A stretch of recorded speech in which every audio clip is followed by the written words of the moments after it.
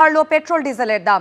কলকাতায় লিটার প্রতি পেট্রোলের দাম বাড়লো 2 টাকা 87 পয়সা, ডিজেলের দাম বাড়লো লিটার প্রতি 2 টাকা 80 পয়সা। আপনাদের মনে থাকবে 5 রাজ্যে বিধানসভা ভোট মেটার পরই গত 10 দিনে এই নিয়ে চতুর্থবার বাড়লো পেট্রোল ডিজেলের দাম। এর আগে কখনো 3 টাকার বেশি, কখনো 96 পয়সা, কখনো 94 পয়সা, আর ফের একবার চতুর্থবার দাম বাড়লো পেট্রোল ডিজেলের। কলকাতায় লিটার প্রতি পেট্রোলের দাম বাড়লো 2 টাকা 87 পয়সা, ডিজেলের দাম বেড়েছে লিটার প্রতি 2 টাকা 80 পয়সা। কলকাতায় লিটার প্রতি পেট্রোলের দাম বেড়ে দাঁড়িয়েছে 113 টাকা 51 পয়সা এবং কলকাতায় ডিজেলের দাম লিটার প্রতি বেড়ে দাঁড়িয়েছে 99 টাকা 82 পয়সা। 10 দিনের মধ্যে এই নিয়ে 4 বার পেট্রোল ডিজেলের দাম বাড়লো।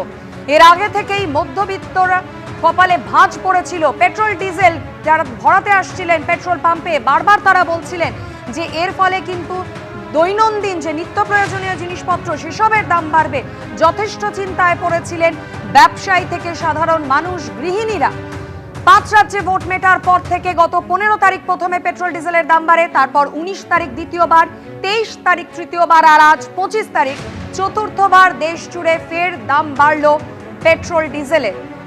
লিটার প্রতি পেট্রোলের দাম বাড়লো 2 টাকা 87 পয়সা, ডিজেলেরও দাম বেড়েছে লিটার প্রতি 2 টাকা 80 পয়সা। নতুন দাম কত হয়েছে, কি বলছেন সাধারণ মানুষ, আরো বিস্তারিত জানাবেন প্রতিনিধি অরিত্রিক ভট্টাচার্য আমাদের সঙ্গে রয়েছেন। অরিত্রিক, এই নিয়ে গত 10 দিনে 15 থেকে 25-এর মধ্যে 4 বার পেট্রোল পণ্যের মূল্য বৃদ্ধি। পরিবর্তন করা হয়েছিল, সেই রুট কিন্তু কার্যত পুরোপুরি খুলে দেওয়া হলো। ঘটনা হয়ে থাকতে পারত, কিন্তু এই মধ্যপ্রাচ্যের পরিস্থিতির জেরে বারবার যে পেট্রোল ডিজেলের দাম বাড়ছে সেটা কিন্তু চিন্তার। এবং মাঝের যে দুবার দাম বাড়লো সেটা হয়তো 1 টাকার আশেপাশে বেড়েছিল, কিন্তু এবার যখন দাম বাড়লো, আজকে যে দামটা বেড়েছে সেটা কিন্তু একেবারেই অনেকটাই। কারণ পেট্রোলের দাম বেড়ে গেল 2 টাকা 87 পয়সা, সেখানে ডিজেলের দাম বাড়লো 2 টাকা 80 পয়সা। ফলে যে আশঙ্কার জায়গাটা তৈরি হয়েছিল কলকাতায় ডিজেলের দাম, সেটা প্রায় 100 ছুঁই হয়েই গেল। কারণ এই মুহূর্তে কলকাতায় ডিজেলের দাম দাঁড়ানো 99 টাকা 82 পয়সা। এবং বিশেষ করে পেট্রোল থেকেও বেশি কথা হচ্ছে ডিজেলের দাম খুব গুরুত্বপূর্ণ হয়ে দাঁড়ায়। কারণ মূল্যবৃদ্ধির সঙ্গে সরাসরি সম্পর্ক থাকে ডিজেলের। কারণ পণ্য পরিবহনের ক্ষেত্রে এবং বিভিন্ন ক্ষেত্রে উৎপাদনের ক্ষেত্রে ডিজেলের ভূমিকা অনস্বীকার্য। এবং সেই জায়গা থেকেই যেটা দেখা যাচ্ছে যে বারবার এই দাম বৃদ্ধি সেটা মূল্যবৃদ্ধির অনেকটাই সূচকে দাঁড়াচ্ছে। এবং পাশাপাশি পেট্রোলের দাম সেটাও 113 টাকা 51 পয়সা হয়েছে। শরণার্থীকালে এতটা পেট্রোলের দাম কিন্তু বাড়তে দেখা যায়নি। এবং তার চেয়েও বড় কথা যে এই মুহূর্তে মধ্যপ্রাচ্যে বা বিশ্ববাজারের যা পরিস্থিতি, সেখানে পেট্রোল ডিজেলের দাম এক্ষুনি নিয়ন্ত্রিত হওয়ার সম্ভাবনা তো খুব একটা বিশেষজ্ঞরা দেখছেনই না। তার চেয়েও বড় কথা হচ্ছে সেই দাম আরো বাড়বে কিনা সেই আশঙ্কাও রয়ে যাচ্ছে। সার্বিকভাবে পুরো বিষয়টি অত্যন্ত উদ্বেগের হয়ে দাঁড়াচ্ছে। এবং সেই উদ্বেগ আরো বাড়িয়ে পেট্রোল ডিজেলের দাম আরো বাড়লো। এবার এটাই দেখার যে এই পেট্রোল ডিজেলের দামের যে ঊর্ধ্বমুখী ট্রেন্ড, তাতে কোনো লাগাম পড়ে কিনা, নাকি আগামী কয়েকদিনে আরো কিছুটা বাড়ে এই পেট্রোল এবং ডিজেলের দাম। ধন্যবাদ অরিত্রিক।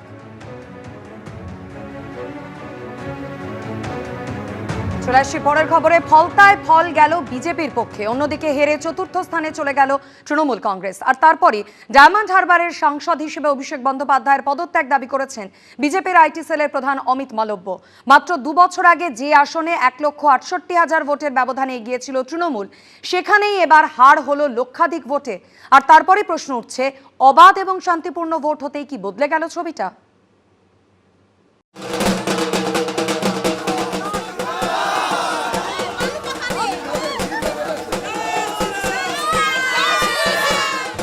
অবাধ ও সুষ্ঠু ভোটদানের সুযোগ পেতেই তৃণমূলকে প্রথম থেকে চতুর্থ স্থানে টেনে নামিয়েছে সাধারণ মানুষ। চূর্ণ হয়েছে অভিষেক বন্দ্যোপাধ্যায়ের ডায়মন্ড হারবার মডেলের গর্ব। আর তারপরেই ডায়মন্ড হারবারের সাংসদ হিসেবে অভিষেক বন্দ্যোপাধ্যায়ের পদত্যাগ দাবি করলেন বিজেপির আইটি সেলের প্রধান অমিত মালব্য। সমাজ মাধ্যমে তিনি লিখেছেন, ডায়মন্ড হারবারের সাংসদ হিসেবে সংসদে প্রতিনিধিত্ব করার নৈতিক অধিকার আর নেই অভিষেক বন্দ্যোপাধ্যায়ের। ডায়মন্ড হারবার মডেলকে মানুষ প্রত্যাখ্যান করেছে। স্বচ্ছভাবে ভোট হলে যে কি অবস্থা হতো অভিষেক বন্দ্যোপাধ্যায়ের, সেটা আজকে আমরা বুঝতে পারছি, পরিষ্কারভাবে বোঝা যাচ্ছে। সুতরাং নৈতিক দায়িত্ব স্বীকার করে অভিষেক বন্দ্যোপাধ্যায়ের ওখানে পদত্যাগ করা উচিত এবং আরেকবার নির্বাচনে দাঁড়ানো উচিত। দেখিয়ে যদি ওনার হিম্মত থাকে তাহলে আসুন উনি দেখান যে ফলতাতে বা ডায়মন্ড হারবারে তিনি কতখানি ভোট পেয়ে এবার জেতেন। 2021 সালের বিধানসভা নির্বাচনে ফলতা থেকে 40,000-এরও বেশি ভোটে জয়ী হয়েছিল তৃণমূল। 2024 সালের লোকসভা ভোটের বিধানসভা ওয়ারি ফল অনুযায়ী ডায়মন্ড হারবার লোকসভা কেন্দ্রের অন্তর্গত ফলতায় 1,68,000-এরও বেশি ভোটে এগিয়েছিলেন অভিষেক। কিন্তু মাত্র 2 বছরের ব্যবধানে সেখানেই লক্ষাধিক ভোটে হারতে হলো তৃণমূলকে। এখানেই ভোটদানে বাধার ভুরি ভুরি অভিযোগ তুলেছেন ভোটাররা। যারা এতদিন তৃণমূল করতো লাস্ট 8 বছর, তারাও নিজের ভোট নিজে দিতে পারেনি। তারা যেই ভোট দেওয়ার সুযোগ পেয়েছে, এটা কেবলমাত্র ভারতীয় জনতা পার্টির অন্যান্য রাজ্যে এবং কেন্দ্রে সেই শাসনকে দেখে তারা গণতন্ত্রের ওপর আস্থা রেখে ভোট দিয়েছে। এখানেই প্রশ্ন উঠছে, তাহলে ভোটদানে বাধা দিয়ে ধমকে চমকে পুলিশ আর প্রশাসনকে ব্যবহার করে এতদিন ভোটে জিতত তৃণমূল, আর সাধারণ মানুষ নিজের ভোট নিজে দেওয়ার সুযোগ পেতেই ফল উল্টে গেল। এই প্রেক্ষাপটে মুখ্যমন্ত্রী পোস্ট করেছেন, বিগত নির্বাচনকে পরিহাসে পরিণত করে বিধানসভা ক্ষেত্রে 1.5 লাখ ভোটের লিড নিয়েছিল তৃণমূল। 15 বছর পরে যখন মানুষ নিজের ভোট নিজে দেওয়ার স্বাধীনতা ফিরে পেলেন, তখন আসল বাস্তব প্রকাশিত হলো। একটি নীতি আদর্শহীন দল যা মাফিয়া কোম্পানিতে রূপান্তরিত হয়েছিল, ক্ষমতা হারাতেই তার কঙ্কালসার দশা উন্মোচিত হয়েছে। রবিবার ইভিএম খুলতে দেখা গেল লাইনে দাঁড়িয়ে সাধারণ মানুষের দেওয়া ভোটের 71% বেশি পেয়েছে বিজেপি। সেখানে তৃণমূলের ঝুলিতে গেছে 4% কাছাকাছি ভোট। অন্যদিকে পোস্টাল ব্যালটে ভোট নেওয়া হয়েছিল আগেই, সেখানেও তৃণমূলের বিরুদ্ধে কারচুপির অভিযোগ উঠেছিল। এদিন সেই পোস্টাল ব্যালটের ভোটের হিসেবও সামনে এসেছে। তাতে দেখা যাচ্ছে তৃণমূল প্রার্থী জাহাঙ্গীর খান একাই 1,500-এর বেশি ভোট পেয়েছেন। সেখানে জয়ী বিজেপি প্রার্থীর ঝুলিতে গেছে 245টি ভোট। সিপিএম 20টি এবং কংগ্রেস পেয়েছে 5টি পোস্টাল ভোট। ভয়ের নির্বাচনে যখন নির্বাচন হয়েছিল তখন পোস্টাল ব্যালটের ভোটটা আছে, ফলে পোস্টাল ব্যালটটা যেটা আছে সেটা একমাত্র নিদর্শন যে তৃণমূল কংগ্রেস কিভাবে প্রথমে থাকতো। আর আজকের যে নির্বাচন সেটা দেখাচ্ছে যে সত্যিকারের নির্বাচন হলে মানুষ নিজের মতামত দিতে পারলে ভয় মুক্তভাবে, তাহলে তৃণমূল কংগ্রেস কোথায় থাকে। শুধু কারচুপি আর ভোটদানে বাধাই নয়, বিরোধী প্রার্থীদের উদ্দেশ্যে ভোটের আগে শোনা গেছিল হুমকি হুঁশিয়ারি। এখানকার বিজেপির প্রার্থী ঘাড় ধরে নিয়ে গিয়ে ডায়মন্ড হারবারে মাছের বাজারে বসিয়ে মাছ কাটাবো, মাছ বিক্রি করাবো। ওনাকে আসতে বলবেন। একবার ফলতায় প্রচারে এসে বলেছিলেন আমাকে নাকি মাছ বেচাবেন ডায়মন্ড হারবারে। ওনাকে আমি বললাম আপনি আসবেন, আপনাকে ফলতায় মাছ ভাত খাওয়াবো। এদিন ভোটের ফল বেরোনোর আগে থেকেই মিষ্টি বিলি শুরু হয়ে যায় বিজেপি কর্মী সমর্থকদের মধ্যে। উচ্ছ্বাসে মাতেন তাঁরা। সৌমিত্র রায়, হিন্দোল দে ও সত্যজিৎ বৈদ্যর রিপোর্ট, এবিপি আনন্দ। 2021-এর বিধানসভা ভোটের পর বিজেপি কর্মীদের গ্রামে ফেরানোর জন্য জরিমানা নেওয়ার অভিযোগ উঠেছিল। সরকার পাল্টাতেই সেই টাকা ফেরত দিলেন তৃণমূল নেতারা, চাইলেন ক্ষমাও। শনিবার এমনই ছবি ধরা পড়ল বীরভূমের পারুইয়ে। কোচবিহারের দিনহাটায় আবাসের কাটমানি ফেরতের দাবিতে তৃণমূল নেতার বাড়িতে আছড়ে পড়ল ক্ষোভ। হাতে নোটের তাড়া, রীতিমতো তালিকা মিলিয়ে ফেরত দেওয়া হচ্ছে টাকা। 21-এ বাধ্য হয়ে দেওয়া টাকা 5 বছর পর এভাবে ফিরে পেয়ে মুখে হাসি বিজেপি কর্মীদের। এই ছবি বীরভূমের পারুইয়ের। রাজ্যে পালাবদলের পর বিজেপি কর্মীদের কাছ থেকে নেওয়া টাকা ফেরাতে বাধ্য হলেন তৃণমূল নেতারা। ভুল স্বীকার করে ক্ষমা চাইতেও দেখা গেল তাদের। লেনদেন ছিল সেসব ফেরত দিয়ে আমি পার্টির কাছে ক্ষমা প্রার্থী। অভিযোগ, 21-এর বিধানসভা ভোটের পর তৎকালীন শাসক দল তৃণমূল কংগ্রেসকে মোটা অঙ্কের টাকা জরিমানা দিয়ে তবে গ্রামে থাকতে পেরেছিলেন বিজেপি কর্মীরা।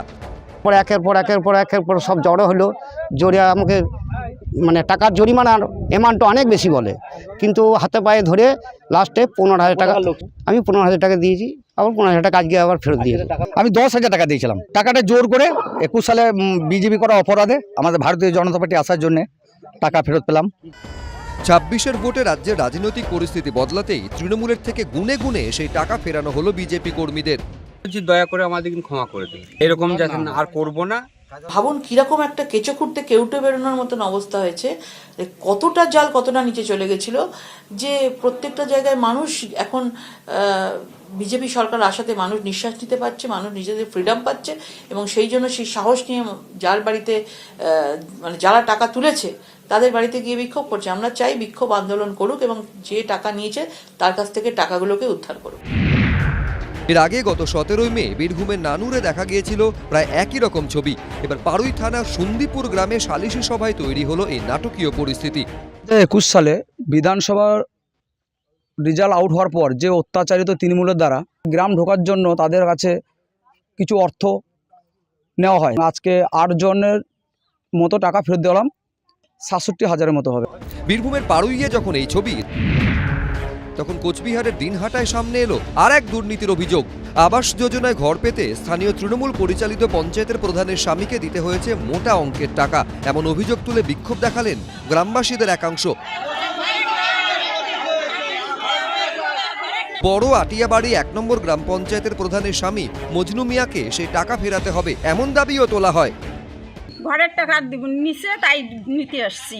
জরিনা বিবি প্রধান, তার স্বামী হচ্ছে মজনু, আমার কাছ থেকে 15,000 নিচ্ছে। আমার তো নিচে 10,000 প্রধানের স্বামী। স্থানীয় সূত্রে খবর, এলাকা ছাড়া পঞ্চায়েত প্রধান ও তার স্বামী